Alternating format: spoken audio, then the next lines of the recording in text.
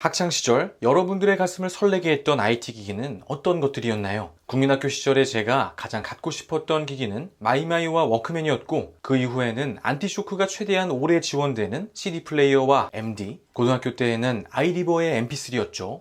그리고 대학생 때는 바로 다음과 같은 단어가 있었는데요. 바람만 불어도 설레던 그 청춘의 시간들을 선명하게 담아준 고마운 IT 기기. 그리고 그때는 정말 거대해 보였던 일본 기업들의 이름들도 하나둘 떠오릅니다. 그렇게 우리가 기억하는 2000년대 초반은 디지털 카메라의 전성시대였죠. 이후 스마트폰 시대가 열리게 되고 스마트폰의 카메라 기능이 아주 빠르게 진화하게 되는데요. 그러면서 당시 넷상에 IT를 좋아하는 제 지인들이 모이면 잠옷 심각하게 논의하던 단골 주제 중 하나가 바로 다음과 같은 문장인데, 당시 여러분들은 어떤 생각을 가지고 계셨을지 궁금합니다. 그리고 어느덧 2021년을 살고 있는 우리는 그 해답을 어느 정도 알고 있죠. 2000년대 초반, 당시 저를 비롯한 꽤 많은 이들은 판형의 한계를 극복하는 것은 불가능하다는 결론을 내리고 있었고, 약간의 매출 타격은 있을지언정 카메라 시장은 스마트폰과 별개로 앞으로도 계속해 성장해 나갈 것이라는 생각이 강했는데요. 당시 카메라 시장을 겨우 이해하고 있던 20대의 저와 제 친구들이 그 주장의 근거로 내놓던 단어들, 지금 돌아와 생각해보면 수많은 그럴듯한 단어들보다 다음과 같은 명제에 집중하는 것이 훨씬 더 생산적이었을 거라고 생각합니다. 그리고 그 당시 DSLR의 전성기를 이끌던 캐논의 매출 흐름 속에 그 두 개의 명제 모두 우리의 생각보다 훨씬 더 빠르게 충족되었었다는 점을 다시 한번 실감하게 되는데요. 이 패러다임 전환을 이뤄낸 필요 조건이 미러리스보다 더 좋은 성능이 아니라 대중이 만족할 만한 충분한 성능이었다는 것. 그때와 같은 모습으로 방 안에 앉아 IT 시장의 미래를 엿보고 싶어하는 저에게 특히나 많은 것을 느끼게 합니다. 그렇게 스마트폰의 시대가 열리고 다시 10여 년의 시간이 지난 지금, 스마트폰 카메라는 충분이라는 단어를 넘어 점점 더 강력한 모습으로 진화하고 있는데요. 우선 멀티 카메라가 도입되며 이 렌즈 일체형 구조에서 발생하는 화각과 초점의 한계가 조금씩 극복되어 가고 있고, 최근에는 잔망경 구조의 카메라의 가세로 이제 스마트폰 카메라도 웬만한 망원 렌즈 수준의 초점을 가집니다. 과거에는 절대 극복하기 어려울 것 같던 이 판형의 한계 역시 센서 기술의 진화로 과거에는 상상하기도 어려운 수준의 해상력, 노이즈 억제력을 이 스마트폰 카메라가 구현하고 있죠. 광량의 손실을 일으키던 메탈불을 수각면 아래로 배치시키는 후면 조사형 구조, 그리고 픽셀 간의 격벽과 반사율을 극대화한 신소재의 적용까지, 이 스마트폰 카메라 센서의 이 작은 수각 면적으로도 훌륭한 퀄리티의 사진을 찍을 수 있게 된 그 배경이 되는데요. 최근에는 여기에 여러 개의 셀을 묶어 노이즈 억제력을 극대화시키는 삼성 기준으로는 테트라셀, 노나셀과 같은 기술들이 적용되고 있죠. 이에 발맞추어 센서 크기 역시 계속해 조금씩 커지고 있습니다. 과거 센서 크기 상향의 발목을 잡던 이 제반 조건들이 충족되면서 이제 스마트폰에서도 1인치에 가까운 센서들이 채용되고 있는데요. 샤오미 미 11의 하이엔드 라인업에는 무려 1.12분의 1인치 사이즈의 센서가 들어가죠. 그러면서 우리에겐 또 다른 고민이 생겼습니다. 센서의 크기가 커지는 만큼 어쩔 수 없이 확보되어야 하는 이 거리, 그리고 우리는 또 그렇게 새로운 한계점 앞에 서 있습니다. 이렇게 넓은 면적에 다소 부담스러운 모습으로 만들어진 카툭 튀를 만드는 두 개의 원인, 우선 이 카메라 개수에 대한 부분부터 정리해보면 좋을 것 같은데요. 지난 10여 년간 스마트폰 업계는 기성 카메라 시스템의 구조를 스마트폰이라는 작고 한정된 폼팩터 안에서 모사하는 방법에 집중했습니다. 이 작은 공간 안에 구현된 스마트폰 카메라의 광학계는 이 카메라라는 멋진 기기와 함께 발전해온 현대 광학 기술의 진수를 담고 있는데요. 하지만 스마트폰이라는 특수한 조건 하에서의 기술 발전은 DSLR, 미러리스의 기술 발전과는 분명 다른 더 이상적인 방향이 있을 거란 생각을 하게 됩니다. 스마트폰이라는 한정된 폼팩터, 이 안에 기성 카메라의 광학계를 모사해내는 과정 중에 우리는 지금 어쩔 수 없는 이 비효율성을 감내하고 있습니다. 여러 개의 초점을 구현하기 위해 이 전체 카메라 모듈을 한 개씩 추가하며 이제 쿼드 카메라의 시대까지 왔죠. 렌즈가 가진 고정된 형태 때문에 하나의 모듈은 하나의 초점거리 혹은 한정된 초점거리를 가질 수밖에 없었던 것인데, 만약 하나의 렌즈의 초점을 유동적으로 바꿀 수 있다면 어떨까요? 바로 이 지점에서부터 이 액체 렌즈라는 기술이 스마트폰에 적용됐을 때의 효용성이 도출되는데, 우선 이 액체라는 단어에서부터 이 이야기를 시작해보면 좋을 것 같습니다. 흡수가 되지 않는 표면에 물방울이 떨어지면 동그란 반구 형태로 이 물방울이 맺히죠. 바로 표면 장력 때문인데, 물 분자가 서로 끌어당기며 특정 조건 하에서 힘의 균형 상태가 유지되는 그런 개념입니다. 중요한 것은 사진에서 보는 것처럼 이 구 형태의 물방울이 아주 훌륭한 구면을 가진 자연산 렌즈가 된다는 점인데요. 이 지점까지 왔다면 한 단계 더 나아가 보겠습니다. 만약 우리가 이 물방울의 형태를 변화시킬 수 있다면 어떨까요? 그렇습니다. 여러 개의 렌즈를 대체할 수 있겠죠.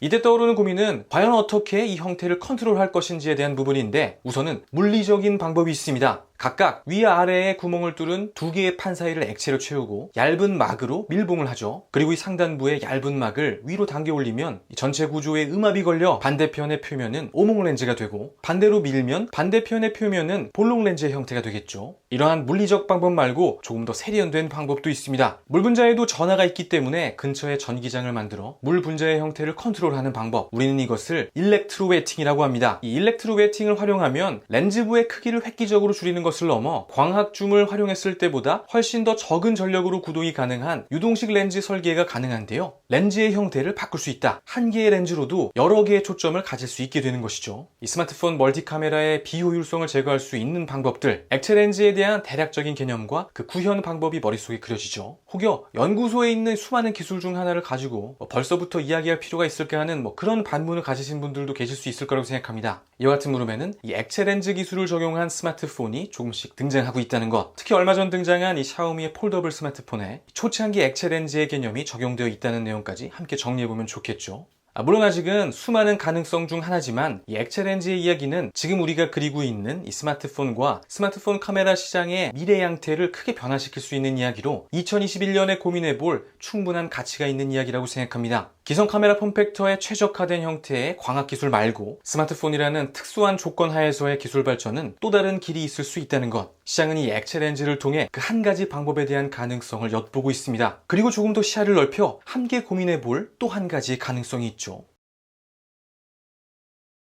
그동안 반도체 업계는 특정 공간 안에 더 많은 트랜지스터를 집적시켜 더 우수한 성능을 갖는 칩셋을 만들기 위해 끝없이 발전해왔죠. 그리고 이제 인류는 나노미터 시대의 거의 마지막 단계까지 도달했습니다. 나노의 영역을 다루는 데 이른 지금 인류는 이 파장들보다 더 작은 인공 구조물을 만들 수 있게 되었죠. 이 파장의 움직임을 작은 인공 구조물들을 통해 세부적으로 컨트롤할 수 있는데요. 이 나노막대의 높이, 회전 각도, 또 배치 형태 등을 통해 파장을 특정 위치로 보내거나 한 곳에 모을 수도 있죠. 이것을 메타 표면이라고 하는데, 특정 위치로 보내거나 파장을 한 곳에 모을 수도 있다. 바로 이 부분에 답이 있습니다. 여기에 이 파장이라는 단어를 가시광선으로 바꾸면 이것이 바로 카메라 렌즈의 역할이 되는 것이죠. 이렇게 이 메타 표면을 통해 가시광선을 한 지점으로 모아 렌즈로 활용하는 것이 바로 메타 렌즈입니다. 이게 뭐가 그리 대단한 건지 바로 들어오지는 않죠. 여기서부터가 진짜 이야기인데요. 우선 현 세대 스마트폰 카메라 모듈에 활용되는 유리 광학계가 앞으로 아무리 발전하더라도 여기에는 물리적 한계가 있습니다. 액체 렌즈 역시 마찬가지입니다. 액체 렌즈를 통해 한 개의 모듈에서 여러 개의 초점을 구현할 수 있지만 이 남게 되는 한 대의 카메라와 관련해서는 이전과 크게 다르지 않죠. 여기에 이 렌즈 형태를 컨트롤하기 위한 추가적인 공간이 더 필요하기 때문에 두께가 획기적으로 줄기는 어렵습니다. 또 액체로 만들어지는 렌즈의 특성상 외부 충격에 취약할 수밖에 없는 태생적인 약점이 있습니다. 반면 메타 렌즈의 경우는 시작부터 완벽히 차원이 다른 조건에서 시작하죠. 우리가 도입부에 인공 구조물이라고 부른 이 메타 표면의 이 나노막대들은 이름 그대로 나노미터의 단위에서 시작하기 때문에 이후 초점 조절과 보정을 위해 여러 겹의 메타 렌즈와 부가 장치가 결합하더라도 기존의 광학계와는 차원이 다른 두께로 카메라 모듈을 만들 수 있습니다. 여러 개의 초점을 가지는 압도적으로 얇은 두께의 렌즈, 한계를 넘어 달려온 스마트폰 카메라 기술이 다시 맞이하고 있는 새로운 한계점에 대한 또 다른 해답이 보이는 듯하죠. 물론 메타 렌즈도 고민해야 할 부분이 있습니다. 기본적으로 거의 평면에 가까운 구조에서 굴절이 이루어지기 때문에 이렇게 초점까지의 거리 차이가 발생하고,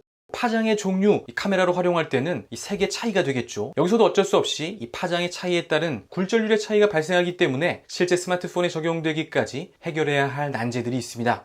그럼에도 불구하고 오늘 이 메타 렌즈의 이야기가 의미를 갖는 이유는 바로 그런 점들 때문에 우리가 다소 뒤처져 있는 이 광학기술 영역에서도 우리가 도전해볼 가능성이 생기는 것이고, 무엇보다 이 메타 렌즈와 관련해서는 우리가 유리한 부분도 있습니다. 그동안 광학이라는 단어는 대개 유럽과 일본의 것이었죠. 니콘과 캐논, 칼 자이스로 대변되는 이 광학기술 영역은 카메라 시장은 물론이고 의료, 항공, 군수 등의 알짜 고부가가치 시장들을 아주 오랫동안 장악했습니다. ASML의 EUV 노광기 제작의 핵심이 되는 이 광학계도 이 칼 자이스의 것인데요. 하지만 이 메타 렌즈의 시대를 우리의 힘으로 열 수 있다면 엄청난 것들을 이뤄낼 수 있을 것으로 기대합니다. 물론 유망하니까 무조건 해보자는 식의 접근은 위험하겠죠. 오늘 이 단어에 대한 확신을 이야기하는 데에는 훨씬 더 명확한 근거들이 있는데요. 현재 시점에서 이 메타 표면을 구현하기 가장 적합한 것으로 지목되는 소재들, 그리고 그 소재를 가지고 이 메타 표면을 대량 생산하기 위한 프로세스들을 정리해보면 좋을 것 같은데요. 혹시 이 그림들 속에 제가 어떤 이야기들을 드리고 싶은지 이미 짐작하고 계신 분들 계신가요? 우선 이 메타 렌즈 제조 공정의 핵심은 이 미세한 인공 구조물들로 이루어진 메타 표면을 구현하기 위한 노광, 증착, 그리고 식각 공정입니다. 이것들은 세계 최고 수준의 메모리 제조 기술을 갖춘 우리나라가 가장 잘하는 것 중 하나죠. 광학 기술의 영역이 반도체 영역으로 들어와 만들어지는 기회, 메타렌즈라는 단어가 가진 의미가 들어오시나요? 그동안 우리가 갖지 못하고 있던, 하지만 가질 수 있다면 큰 시너지를 창출할 수 있는 우리에게 꼭 필요한 퍼즐을 맞출 절호의 기회, 카툭튀를 해결해줄 기술을 넘어 장기적인 관점에서 우리가 이 메타렌즈라는 단어를 주목해볼 분명한 이유가 되겠습니다.